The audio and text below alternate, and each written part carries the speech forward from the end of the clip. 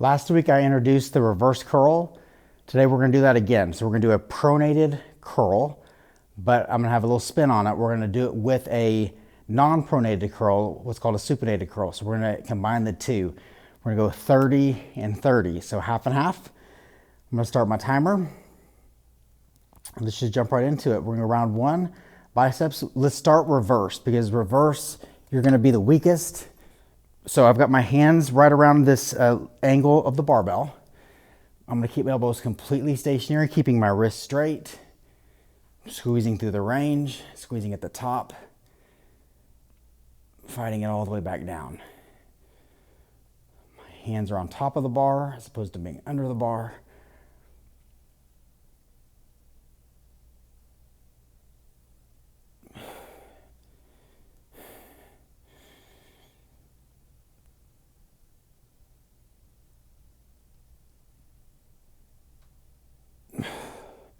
Taking it just a little bit past 30 because I was talking a little bit. I'm going to flip it under. So now I'm supinated. I'm going to keep going. Keeping my elbows stationary, squeezing at the top, fighting it all the way back down. What's the biggest compensation we want to avoid? It's moving those elbows. We want to keep your elbows completely static. Keeping the upper arm still.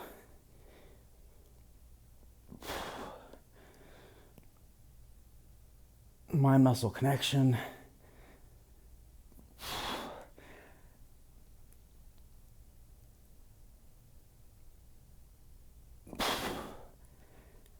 Fighting it all the way down.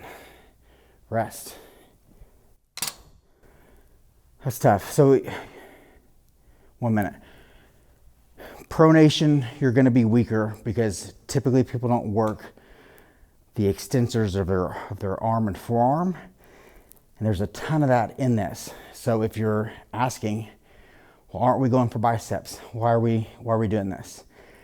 I'll show you why. Because when you take your wrist and you turn it this way here, I don't know if you can see this bone, but this is called your radius. So the bone that's on the thumb side is your radius. The one that's on your pinky side is your ulna. So you're crossing the radius over the ulna here like that as you curl.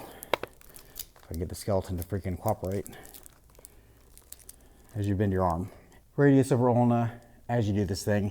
What that does is you've got this muscle called your brachialis, and it crosses over the axis here, and it puts it in alignment to do this motion more, because that muscle goes over the axis. Since these muscles lie underneath your bicep, we want to increase the size, hypertrophy of these muscles too, because that's what's going to make your biceps bigger. And also, we're going for functionality too, right? I mean, I'm a trainer who's looking at everything, and we want to strengthen all these positions, one of which is going to be pronation, one of which is going to be supination, regular curl, and then one of which is going to be neutral in that hammer curl position. And if you've noticed, we have done all of these things throughout this entire program. I may have not always talked about why, but that's why I'm mixing up all these positions. And I have specifically saved the pronation for last, because these are the weaker of all of them. And I wanted to progress the others first and then build this one up last. Let's go round two, starting with reverse. Hand on top of the bar. I'm utilizing this angle to place my hand. Hands are about shoulder width, wrists are straight, elbows stationary. It's not easy to keep a straight wrist.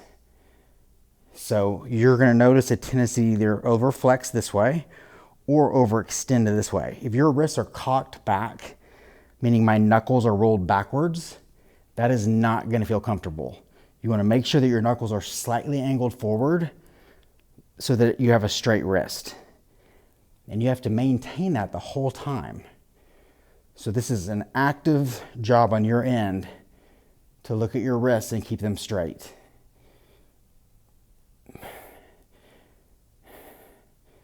Definitely makes this harder, but that's part of the exercise. That's part of what's going to help keep neutral wrist forces and maximize muscle engagement. I'm going to go for 2 more. Maybe not, maybe just one more, because they're freaking dying all of a sudden. Holy crap. Okay, one more, one more. Flip it. Hands around, supination. Notice the width of my hands, they changed. Pop quiz. Why? Why did the width of my hands change? Why did I go wider compared to the pronation? You should know this. I'll tell you after this set.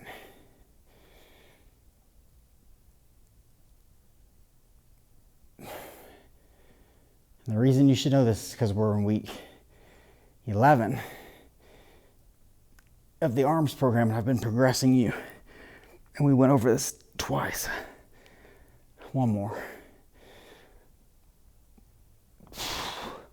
Keep those elbows completely still.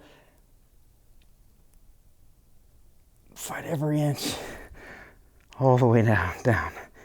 Rest. 1 minute. Okay. Why? Why did I change my grip? Here to here. What happened? Look at the angle. The angle of my hands, where I am here, within my shoulder. Now watch what happens. Angle all of a sudden increases. It's because you have this deviation here that occurs when you supinate.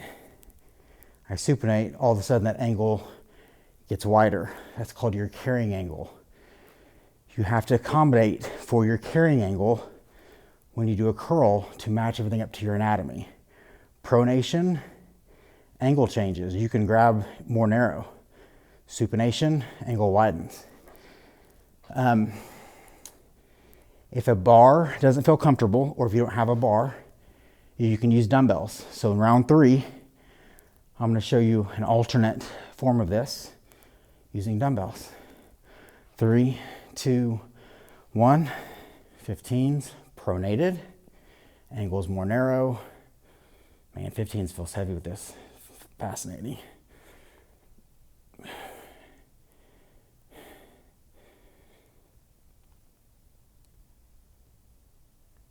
Keep your wrists as straight as you can. An example of not being straight would be too cocked back this way or too forward this way. You want to stay neutral right there. This is a great exercise to strengthen some of those muscles that help you stabilize your wrist. There's a lot of people that have wrist problems out there because I am messaged about them a lot on social media. A surprising amount of wrist questions.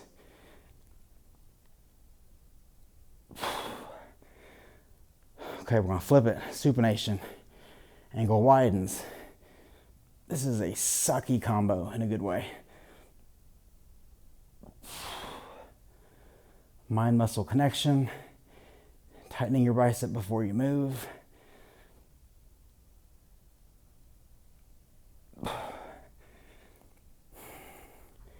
Great exercise to maximize the development of all those muscles underneath the bicep and your bicep. Holy crap, the drop off in strength is insane. Rest. That is hard. Hard is how we get better. Pronation, supination, angle change, muscle recruitment changes in these positions. You're gonna feel it when you do this. It's one of those things you're gonna be like, oh wow, why does this feel so much harder? Like you will sense it. The explanation does help, but yes, what you feel is legit. They definitely are weaker in pronation. I've always thought that it could just be me, but I've always thought I was stronger in neutral than any of them. I think that goes for most people. I think most people feel greater strength in a hammer curl than any of these three. And it's because it pretty much puts all those muscles in an optimal position to contract. Let's go round 4 with dumbbells again. And then I'll go back to the barbell round 5.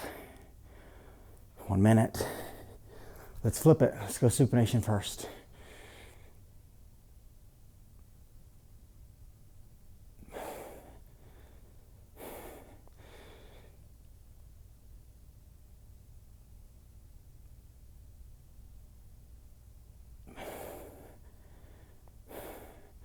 Make sure you're not moving those elbows.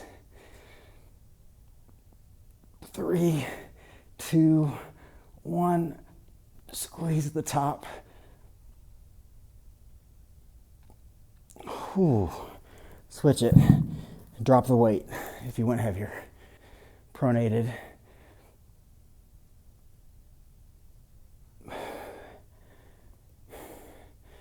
Now notice my hands are at about a 45-degree angle, so I am not completely pronated here. I've got a little deviation in my hand.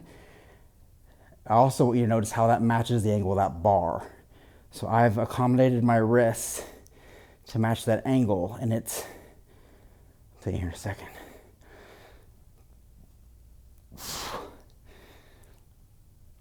I got nothing. Round 4.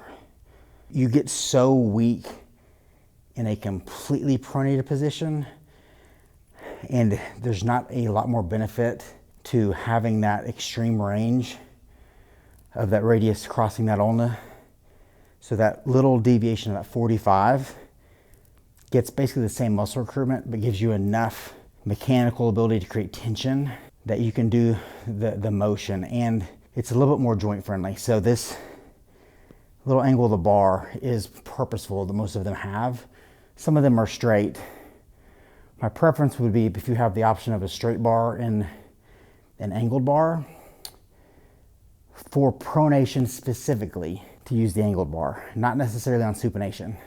All these bars have a different angle where the angle is located. Some are more narrow than others. They typically always match pronation. But if I supinate, my angle gets, for me, my angle is out here. It does not match this bar's angle. So I might as well grab a straight bar. Okay, last one. Going back to the bar. Pronation first again. Palms over.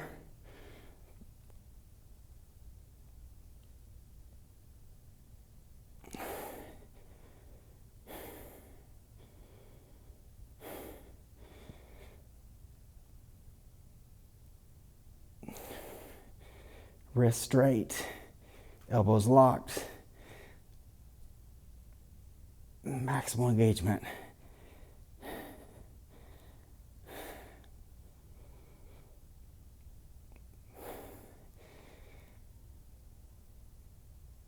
Oh, flip it.